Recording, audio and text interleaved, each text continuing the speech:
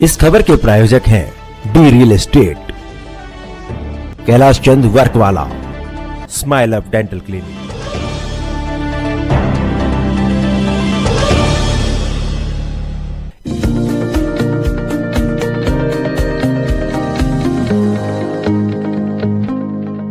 नमस्कार, आप देख रहे हैं डीकेपी न्यूज और मैं श्रुति दुबे। जरूरी है और इंसानियत के साथ चले। ये मत सोचे कि वो क्या कहेगा, वो क्या करेगा, ये सही है या गलत है। जो सही है वो कीजिए बस। धन्यवाद हरप्रीत जी। मैं जगदीश यादव जी से अनुरोध करूंगा कि धर्मपाल भारद्वाज जी का विशाला और फूलमाला द्वारा स्वागत करें। आज के इस कार्यक्रम में ओबीसी कमीशन में सेक्रेटरी बहुत होनहार सुलझे हुए सीनियर आईएएस अधिकारी रणजीत सिंह जी, हमारे बीच में चीफ फायर ऑफिसर भाई धर्मपाल भारद्वाज जी, बहुत बड़े शहीदों के जो देश में जिन्होंने बलिदान दिया, जिनके लिए दिल में बहुत बड़ा सम्मान। दिल्ली के अन्य पिछड़ा वर्ग आयोग के कार्यालय में शहीदी दिवस का आयोजन किया गया, जिसका नेतृत्व जगदीश यादव, चेयरमैन दिल्ली अन्य पिछड़ा वर्ग आयोग द्वारा किया गया। कार्यक्रम में कई समाज सेवियों का सम्मान किया गया। शहीदी दिवस पर कई गणमान्य हस्तियां इस कार्यक्रम में शामिल हुई। शहीदी दिवस को लेकर हमारी बात चेयरमैन जगदीश यादव, भरत झा एवं अन्य साथियों से हुई। उनका क्या कुछ कहना था, आइए।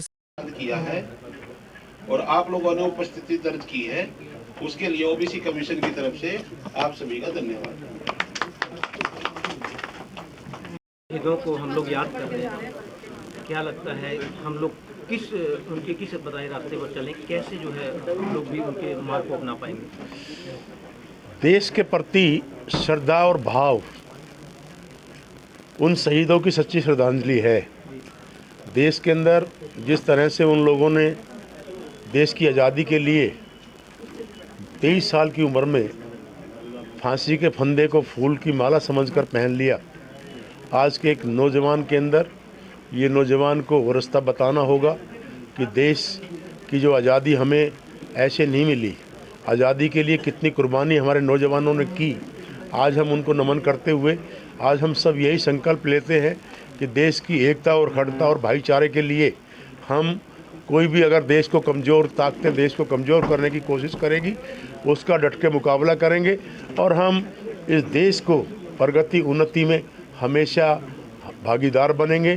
तभी उन शहीदों को सच्ची श्रद्धांजलि उनको हो पाएगी। आज कहीं ना कहीं देखा जाए तो देश उलझा हुआ है, जातिवाद, संप्रदायवाद, तमाम तरह के दिक्कतों में। क्या लगता है हमारे जो शहीद थे जिन्होंने देश के लिए कुर्बानी दी, अगर हम उनके मार्ग पर चलें तो ये सब खत्म हो जाएगा।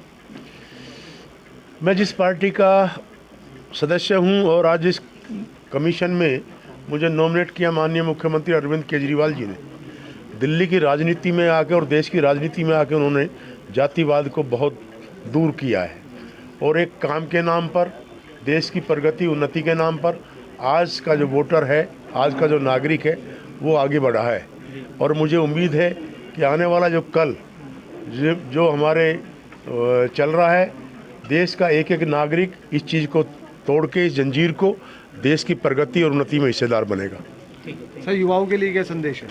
युवाओं के लिए यही संदेश है ना, जिस तरह शहीद भगत सिंह जी, राजगुरु सुखदेव जी ने देश की आज़ादी के लिए फांसी का फंदा पहना, और सबसे बड़ी बात तो ये थी, देश को आज़ाद कराने के लिए जब असेंबली में बम फेंका तो उन्होंने वो बम को किसी जान के लिए भी उसके ऊपर भी डाल सकते थे। बम को उन्होंने एक मेज पे डाला जहाँ किसी को कोई जान माल की नुकसान नहीं हो। कि उन्होंने देश की आज़ादी के लिए भी अपना विरोध भी दर्ज करा दिया और किसी की जान माल की हानि भी नहीं हुई। तो आज हमें वो इन नौजवान को शिक्षा लेनी होगी कि उन्होंने अपना विरोध दर्ज कराते हुए अगर कोई कहीं किसी से उनके कोई शिकायत है, ऐसा हिंसा का मार्ग ना अपनाएं, एक प्रेम और द्वेष को त्याग कर देश की प्रगति उन्नति में। क्या संदेश देना चाहेंगे सर? आज हमारा था कि आने वाली जो युवा पीढ़ी है ये इनके जीवन से प्रेरणा लेते रहे और हम भगत सिंह, सुखदेव, राजगुरु के दिखाए हुए आदर्शों पर उनका अनुसरण करते हुए हम लोग देश के निर्माण में अपनी महत्वपूर्ण भूमिका निभा सकें। ऐसा लग रहा है कि राजगुरु शहीद भगत सिंह और सुखदेव यहीं खड़े हैं, क्या कहना चाहिए? उनके जो छवि है हम तो हर एक नौजवान में देखते हैं और उसी के आधार पर हमें आगे बढ़ना है, बढ़ने की कोशिश करते हैं और आगे बढ़ते रहेंगे और जिससे देश आगे बढ़े। इस जो आज की टाइम में जो सबसे बड़ी समस्या जात पात की है, स्टेट की है, लैंग्वेज की है, इन सब से उठ कर के आगे एक हमारा राष्ट्रीय धर्म है उसको हम अपनाने की कोशिश करते हैं। आपने आज जो कार्यक्रम किया लोगों को सम्मानित करने का शहीदों के याद में, कैसे प्रेरणा मिली और क्या आगे भी इस प्रकार के कार्यक्रम होते रहने चाहिए? हम लोग शुरू से हमारा प्रयास रहता है कि हम भारत के महापुरुषों को याद करते रहें, क्योंकि हमारी जो वर्तमान समय है वो लोग उनको भूलता जा रहा है और इस तरह के कार्यक्रमों के आयोजन से ही हम लोग उनके स्मृति पटल पे दोबारा से इनको दोहरा सकते हैं। क्या संदेश देना चाहिए सर आज? मैं ये देना चाहता हूँ कि जिस तरह से राजगुरु और भगत सिंह ने अपना एक क्रांतिकारी कदम उठाकर एक देश को, अपना जो सोया हुआ देश को उससे जागृत किया, ऐसे ही हमारे युवा पीढ़ी अपनी एनर्जी को, अपनी ताकत को समझे और उसको सही दिशा के अंदर ले जाएं तो हम हिंदुस्तान को बहुत आगे ले आ सकते हैं। ठीक है, थैंक यू। तो अभी तक के लिए इतना ही। आगे खबरों के लिए बने रहिए DKP न्यूज के साथ और मुझे दीजिए इजाजत। नमस्कार।